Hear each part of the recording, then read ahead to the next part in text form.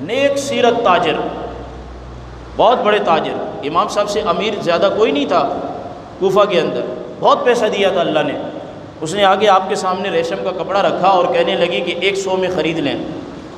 امام اعظم علیہ رحمت فرمانے لگے مائی صاحبہ 100 میں خرید لوں، اس کی قیمت زیادہ ہے۔ وہ کہنے لگی کتنی ہے؟ فرمایا اس کو قیمت زیادہ لگاؤ، 200، 300، 400، 500، 400 میں کہنے لگی کیوں مذاق کرتے ہو ہمارے ساتھ؟ یہاں جو خریدنے والے ہوتے ہیں وہ ریٹ کم کرتے ہیں، خریدنے والوں نے کبھی ریٹ کو زیادہ نہیں کیا ہے۔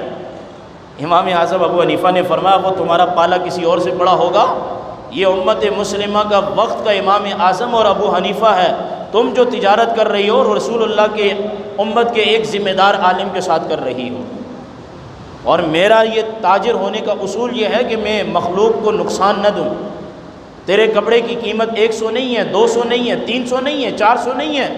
تو کہنے لگے پھر میں کیا کروں؟ فرمایا کسی سے رابطہ کرو، اس کپڑے کی قیمت کیا ہے؟ ماہر قیمت لگانے والے نے کہا 500 کا یہ کپڑا ہے۔ امام صاحب نے 500 روپیہ اسے دیا، فرمایا کہ یہ ہے۔ اس نے 100 قیمت لگائی، امام صاحب نے اس کو 500 میں خریدا۔ کیوں؟ کہ امام اعظم ایسے علماء میں سے تھے جو ڈرتے تھے یہ اپنے مفاد کے لیے نہیں بلکہ یہ مخلوق کے مفاد کے لیے دنیا میں آتے ہیں۔ کبھی کسی نے کسی کے ہاں یہ نہیں دیکھا ہوگا کہ خریدار نے بھی کبھی قیمت زیادہ لگائی ہو۔ امام اعظم نے زیادہ قیمت لگا کے 500 میں وہ کپڑا خرید لیا۔ آپ جا رہے تھے کوفہ میں، ایک شخص آپ کے سامنے آیا اور چھپ گیا۔ آپ نے فرمایا فوراً بلاؤ اسے۔ بلایا گیا۔ امام اعظم فرماتے تم ہم سے چھپے کیوں؟ تو کہا میں نے آپ کا قرض دینا ہے اور مجھے اس وجہ سے شرمندگی ہوئی۔ تو امام صاحب نے فرمایا کہ بخدا مجھے یہ یاد نہیں ہے کہ میں نے آپ کو قرض دیا ہے، تو آپ کو چھپنا نہیں چاہیے تھا۔ فرمایا کہ ہمارا سامنا تم نے اس لیے نہیں کیا کہ ابو حنیفہ کے تم نے پیسے دینے ہیں، اس لیے نہیں کیا نا۔ جاؤ میں نے تمہیں اپنا قرض معاف کر دیا، پیسے کتنے دیے یہ بھی پتہ نہیں مجھے، اور کب تم نے وصول کیے یہ بھی پتہ نہیں، میں نے تمہیں معاف کر دیا۔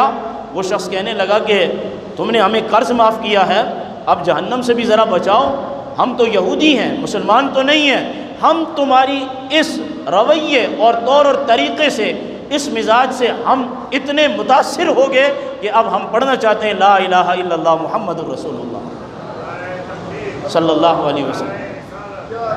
انہوں نے اسلام قبول کیا۔ تو وہ ایسے علماء تھے کہ جو اپنے پیسے اور قرض معاف کر کے لوگوں کو دین کی طرف لاتے تھے۔ اور آج امت کا المیہ یہ ہے کہ علماء نے یہ ٹھیکہ اٹھا لیا ہے، جس کو چاہو دین سے باہر کرو، کافر قرار دو، مشرک قرار دو، بدعتی قرار دو، اس پر فتوے لگاؤ۔ امام اعظم سے پوچھا آپ کے بیٹے نے کہ آپ مجھے مناظرہ کرنے کی اجازت دیں۔ امام ابو حنیفہ نے فرمایا تجھے مناظرہ کرنے کی اجازت نہیں ہے، سارا دن آپ مناظرہ کرتے ہیں، ہمیں اجازت نہیں ہے۔ امام اعظم ابو حنیفہ علیہ رحمت نے فرمایا سنو، تم لوگوں کو دیکھتے ہو کہ وہ کفریہ کلمات کہیں اور انہیں تم اسلام سے باہر کر دو، اور میں جو مناظرہ کرتا ہوں جب بندہ کوئی کفر بکنے لگتا ہے تو میں اسے مسلمان بناتا ہوں، کفر سے بچاتا ہوں۔ ابو حنیفہ اور ابو حنیفہ کے بیٹے میں فرق یہ ہے، تم لوگوں کو کافر بناتے ہو اور ہم لوگوں کو کفر کی طرف جانے سے جو ہے وہ بچا کے مسلمانی پر ہم ثابت قدم بناتے ہیں۔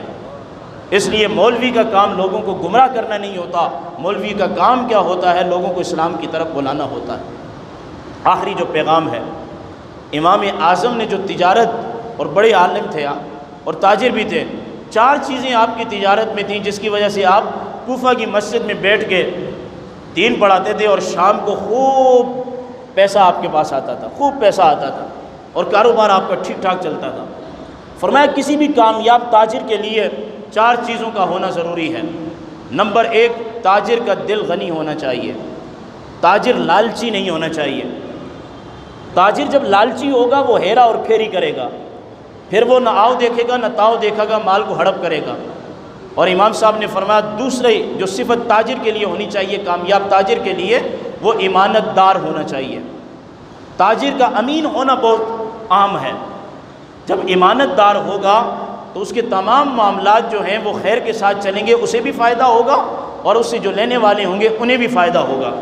فرمایا تیسری جو صفت تاجر کے لیے ہے وہ یہ ہے کہ تاجر کو فیاض ہونا چاہیے، سخی ہونا چاہیے۔ تاجر کو کنجوس نہیں ہونا چاہیے، تاجر میں بخل نہیں ہونی چاہیے۔ اور فرمایا جو چوتھی چیز ہے وہ تاجر کو عبادت گزار ہونا چاہیے، روزہ دار ہونا چاہیے، اور اس کو نمازوں کی پابندی کرنی چاہیے۔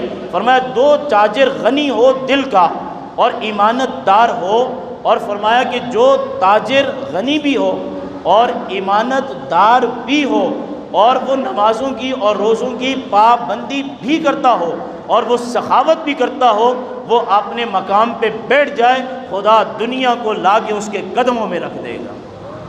تو اس لیے یہ چار چیزوں کی جو امام اعظم ابو حنیفہ نے بتائیں، یہ تاجروں کے لیے بے حد جو ہے وہ ضروری ہے۔ اور دوسرا جو ہے لوگوں کے ساتھ معاملات کے اندر اپنا فائدہ نہیں دیکھنا چاہیے، دوسروں کا فائدہ بھی دیکھنا چاہیے۔ اللہ تعالیٰ امام اعظم کی قبر پر کروڑوں رحمتیں نازل فرمائے، اور جو نمازیں میں اور آپ پڑھتے ہیں ان کی ایک ایک تسبیح اور ایک ایک رکوع اور ایک ایک سجدے کا ثواب امام صاحب کو پہنچ رہا ہے۔ خدا کرے کہ اس دنیا کے اندر حنفیوں کی کثرت ہو اور کلمہ پڑھنے والوں کی کثرت ہو۔ وآخر دعوانا ان الحمد للہ رب العالمین۔